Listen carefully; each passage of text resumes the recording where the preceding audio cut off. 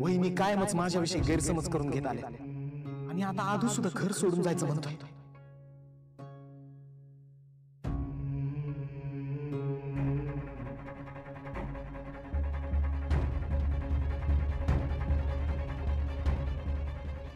तुम्ही विचार करताय तसं काही होणार नाहीये महाराज.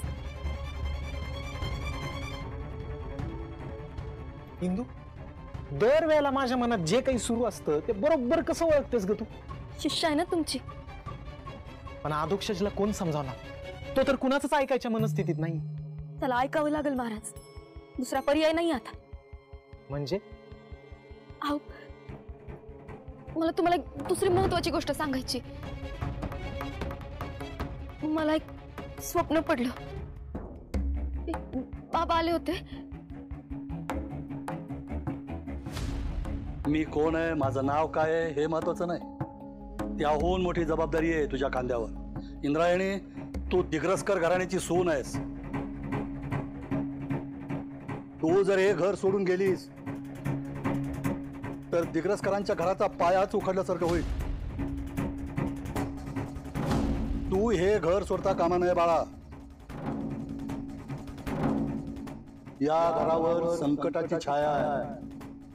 महाराज, कोण आहात तुम्ही?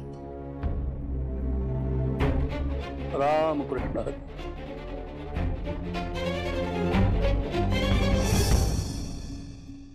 राम कृष्ण हरे.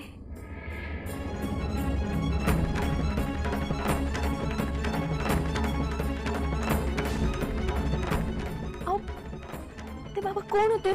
मला कळतच नव्हतं आणि तेही सांगत नव्हते. सारखं असं वाटत होतं की कुणीतरी जवळच आहे. आणि अडगळीच्या खोलीत जाऊन जेव्हा मी जुने फोटो पाहिले तेव्हा हे बघा.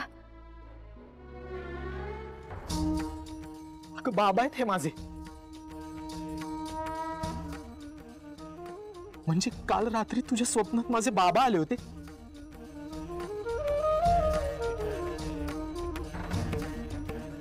म्हणजे बाबांच्या रूपात प्रत्यक्ष विठुरायानंच तुला येऊन दर्शन दिलं. आणि आता बाबांचंच असं म्हणणं आहे की तुम्ही दोघांनी आपलं हे घर सोडून कुठेही जाऊ नये. दिग्रसकरांचा हा वारसा त्या तुला ना आदोक्षजलाच मिळून पुढे चालवायचा. माहिती आहे की गोपाळचा या कशावरच विश्वास नाही. आपल्या घराण्यात चालू असलेली विठ्ठल सेवेची ही अखंड परंपरा तुम्हाला दोघांना पुढे घेऊन जायची. मी हात जोडून प्रार्थना करतो की तुम्ही दोघांनी हे घर सोडून जाऊ नका. महाराज, काय करताय तुम्ही? विनंती नाही, आज्ञा करायची महाराज. ही शिष्या तुमच्या आज्ञा बाहेर नाहीये. एक सून म्हणून माझी जबाबदारी आहे हे घर सोडून ठेवणं. आता मला कळलंय,